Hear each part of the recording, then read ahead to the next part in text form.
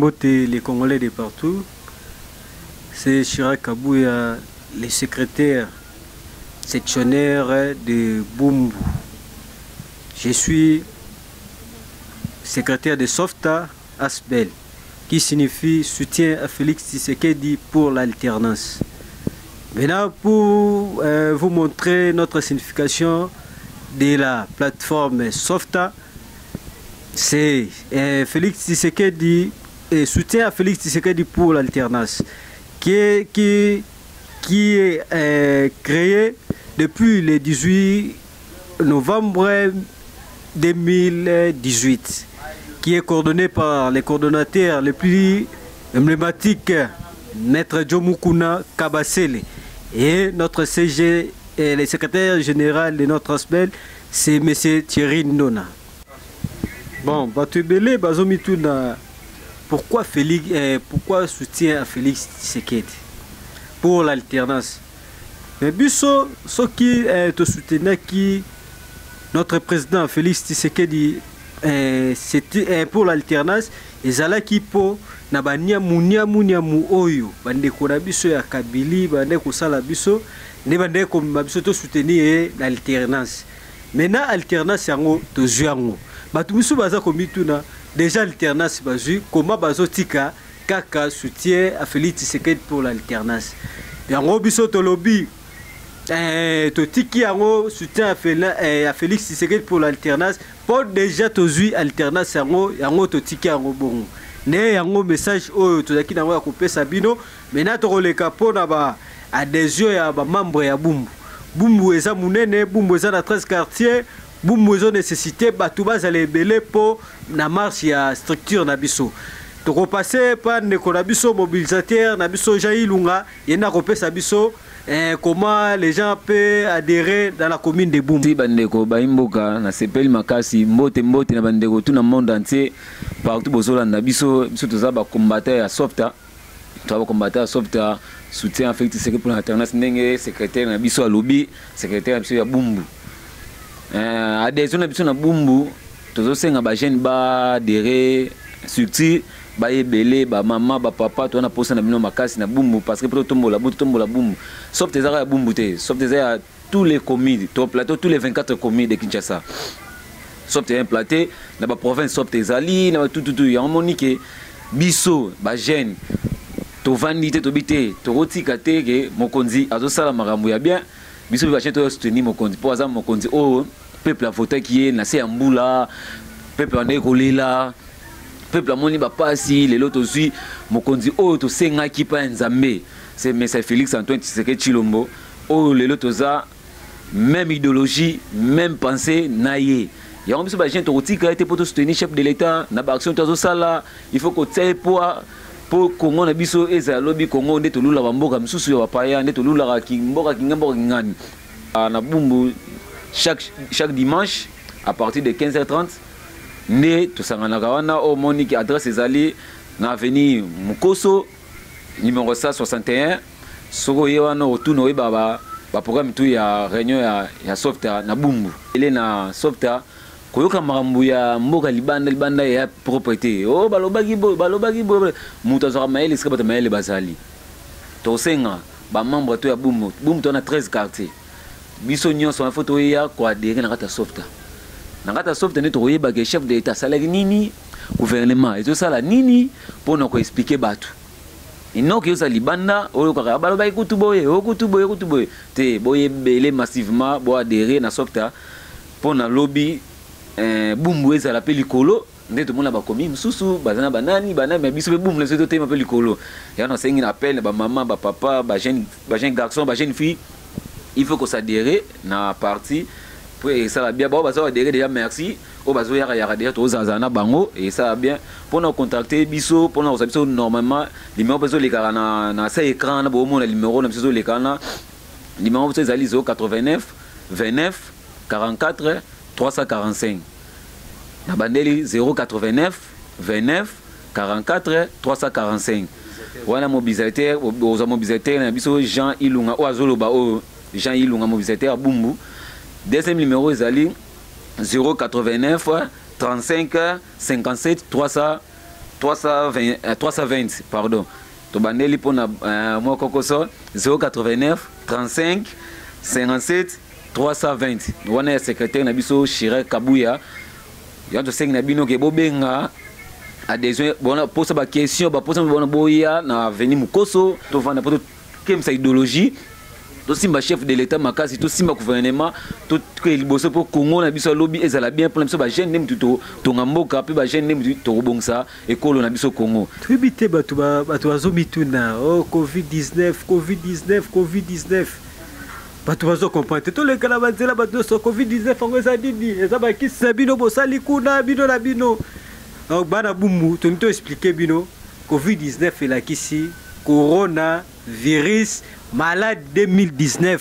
Pourquoi corona malade virus malade 2019? Pour bandaki na 2019, yango batiango COVID-19.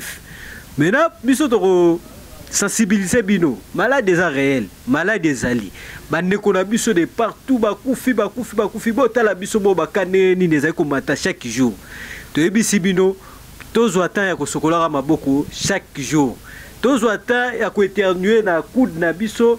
Et puis, tu éviter quand tu sais, faut que tu aies le boko pour te qui ma maladie oyo ya coronavirus.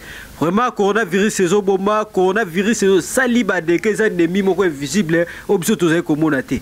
Total mo continue biso ya moka lo lenge nini oyo zai ko tambola nzinga po na kosala ke tozwa kimia po na bokono oyo ya coronavirus. Neko na ngai bisika de sozali na 13 quartiers ya Bumbu na etineli o message boke bana maladi oyo eza koboma po ba misolo ebele bozo kezo utalibande zo talibanda bokanisa te équipe ya riposte ezolia to bazo sala ba je po bakosa biso ne bazo sala musala oyo eza pona bien na biso pona kosunga biso ndeko jana ebite soko sala na likambo ko bakisa sur coronavirus ko bakisa. Merci Seki.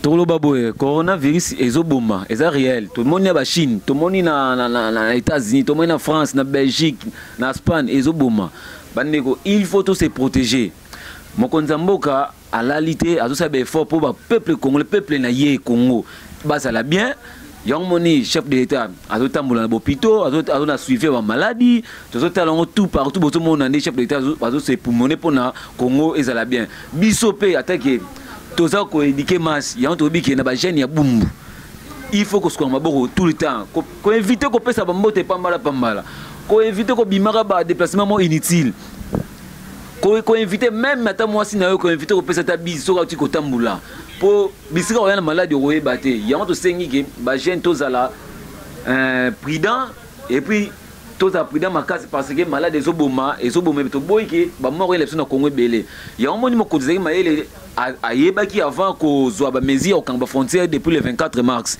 to steni mokonzi obimaki oye faut soit maboko ko inviter ko pesa ba mbote par-ci par-là ceux qui peuvent se sentir mal à l'aise dans nzoto na yo kene l'hôpital pembeni baye babata ezani tozani ko vanda te ke ozana malade bombi pour contaminer ba misusu coronavirus eza réalité biso na softa tozo combattre maladie oyo pour esila ekosila na ndenge ni il faut to inviter ba déplacement ba mbote ba ni tout il faut to inviter yango biso sauf to telemi to bi non pas question à coronavirus na Congo na mbele ba konzi ya chef de l'état ya ministre na biso et puis ya ba konzi tout bazolo benefice tongo pour photo yo ka bango et puis na message pe ya coordination nationale ya softa par maître Jomukuna Kabasele et le CG Tcherindonda et le coordonnateur adjoint Franck Kongolo. Merci mingi na bandeko langai partout bolanda biso merci mingi to se protéger kaka coronavirus eza réel coronavirus ezoboma solo ya Vital Kamerhe li solo ya Vital Kamerhe c'est que bato bazo comprendre te Vital Kamerhe azali allié potentiel oyo ya Félix ya monsieur le président Félix Antoine Tshisekedi. Vital Kamerhe aza mwana ndaku Vital Kamerhe aza mutu pambate. C'est pas président Félix Mutakangi. Mutakangi Vital Kamerhe eza justice. Pour Francis Web Sabisoke, c'est la justice qui élève une nation. Maintenant, ceux qui ont sali mabé, ils savent que tout ça qui n'est pas de droit, fallait tout dans l'état de droit, bino bolingue état de droit, les peuples d'abord, au lieu des peuples d'abord, bino bolingue état de droit. Mais ceux qui tout sali, tout l'andi justice, comment moi recommande? Donc, on dit malabiso tout le monde a bateau, bah ça là, on est sur ça là. Ezate président Félix Mtakangi, les directeurs des cabinets Vital Kamerhe. J'ai beaucoup de respect envers ces messieurs pour Azamoutoumouké Namboka Oyo. Mais bisoté, bisoté un problème il y a Vital Kamerhe était justice de Moutou à Kangi. Ndeko Vital Kamerhe. Dossier wana eza dossier de Vital Kamerhe ndeko na biso. Aza alien na biso. Touti na e Genève, touti na e Nairobi, touti na Kinshasa. Ya moni dossier na wana biso ate ba membre ya Softa. Ya on trobi que cordon national na biso a expliqué qu'on clair. Cordon clair maître Jomukuna. Ya moni que na sengi na ba membre tout bolanda, le maître cordon Jomukuna coordonnateur national ya Softa a expliqué en moulai pour on a beau comprendre besoin message bien que concernant membre ya Vital Kamerhe. Merci. Le régime actuel, c'est le régime de Vital Kamerhe. C'est le régime de Tshisekedi Félix Antoine. C'est le régime du peuple. C'est pourquoi nous crions, c'est pourquoi notre peuple crie toujours le peuple d'abord. Raison pour laquelle je me suis senti très mal à l'aise. Très mal à l'aise. J'ai eu très mal au cœur lorsque je voyais les gens en train de s'acharner. Alors que Vital Kamerhe et Félix Tshisekedi avaient promis au peuple congolais de bâtir un état de droit. Et cela ne peut être possible que si nous luttons pour bannir l'impunité. L'impunité signifie quoi?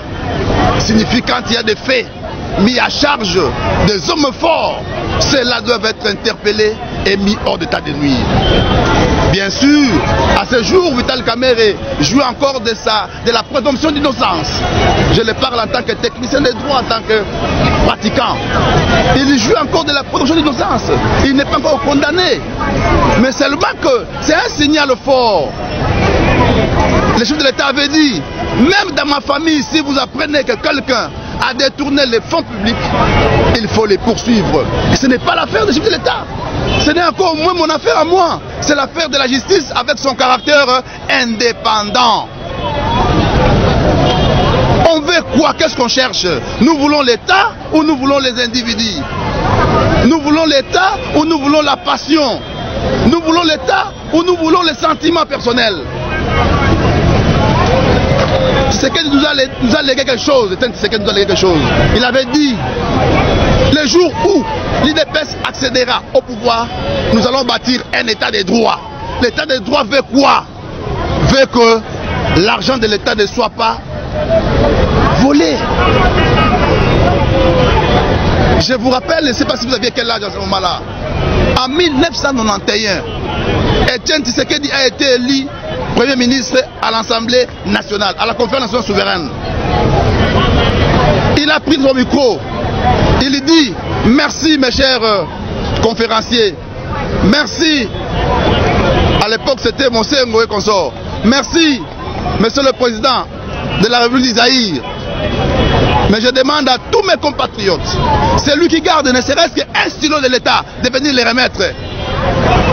Le lendemain, tous les esplanades du pays étaient pleines d'histoires. Nous on a vu ça. Pourquoi? C'était le début de la refondation de l'état de droit. C'est le début de la lutte contre l'impunité. Vital Kamerhe n'a pas volé. Parce que jusqu'à preuve du contraire, il n'est pas encore condamné. Donc moi, je trouve mal l'acharnement. Je trouve mal quand les gens pensent qu'on a mal fait. Mais n'est-ce pas que nos adversaires, le régime, c'est le régime de Kamerhe. Nos adversaires nous suivent. Qu'on doit faire très attention. Ce régime, c'est notre régime. C'est Kamerhe qui dirige. Les adversaires sont ceux qui sont dans l'opposition, en train de nous regarder. Mais si nous avons dit hier qu'il faut que la justice, il faut que la justice, il faut que la justice. Mais aujourd'hui, puisqu'on nous a attrapés nous-mêmes, nous commençons à dire la justice a mal fait. Mais qu'est-ce qui nous reste? Je vois un danger venir, mes chers compatriotes. Arrêter Kamere, c'est la justice. Libérer Kamere, c'est aussi la justice. Constater qu'il n'a pas volé, c'est la justice. Mais jusque-là, il n'y a aucune solution, aucune décision n'est rendue. Donc, il joue encore de la présomption d'innocence. Et par rapport à l'aspect politique, l'alliance FCC, pardon, l'alliance INC l'UDPS est là. Preuve en est que les ministres sont en train de travailler. Puisque nous sommes en alliance, puisqu'il y a alliance, et qu'un individu a commis une déviance, faudrait-il tuer l'alliance? Non. Donc, je demande au peuple, aux membres de l'INC, d'avoir les apaisements. Nous devons travailler, montrer aux gens qui sont en face de nous que la charité bien ordonnée commence par soi-même. Mais je vous donne un exemple. Les présidents de la République, autrefois, vous avez appris qu'il y a eu un conseiller du chef de l'État, Lobo, qui a été arrêté. Mais pourquoi l'IDPS n'avait pas fait de bruit? Pourquoi les forces alliées de l'IDPS n'ont pas fait de bruit que nous sommes? Parce que nous avons compris que c'est la promesse que nous avons faite à ce peuple et qui devra être respectée. Donc je crois que nos amis de l'INC devront aussi voir les choses de cette manière-là pour faire triompher l'idéal d'un état de droit, faire triompher l'idéal de la démocratie, faire triompher l'idéal de la lutte contre l'impunité. Merci Bandeko Bolandi Bisso de partout, la chaîne Vision d'Avenir Média. Bon, tout ce qui a été malasima, tokoya kolobela oyo leki oyo. Po tozana makambu mais contenu à temps et permettre biso tete lo banyoso. Nako remercier les coordonnateurs Maître Jomukuna Kabasele, le secrétaire général M. Thierry Ndona et les coordonnateurs adjoints M. Franck Kongolo, Mama Samba, président Ludovic, président Billy. Le président de son appel Sibino Mbote, Tozala Bomoko, Tozala Ini, Makamuro Kenemalamu, Ekosimba, Nakomo, Nakolo, Yesu. Voilà, on peut savoir Mbote na bandeko tout, au balandi biso, na chaîne biso Vision d'Avenir Média. Bosa abonné trop na chaîne, bolanda ngo trop, et la chaîne est bien ma vérité, ma solo. Na kopesa Mbote na ba continuoso, na robane boso na tata mo kambia ekolo. Félix Antoine Tshisekedi Chilombo, na maman Denise, na ba effort tout ba sala pona Congo ezala lobby Congo meilleur. Na okita na gouvernement mobimba na kopesa Mbote et puis na roya na kopesa Mbote susu et pas ya les coordonnateurs ya software Maître Jomukuna Kabasele et puis les CG Tcherindonda, les coordonnateurs adjoints, coordonnateurs Franck Kongolo et puis le Maître Jeff, na pesi Maître Jean-Marie, ba membre tout ya software Mbote pese bazali autre biso benga papa na biso honorable Laurent Batumona Diatabao Movier, merci papa na biso na autre ça pour na biso ba allié ya IDPS nyoso, merci honorable Laurent Batumona, merci na soukia.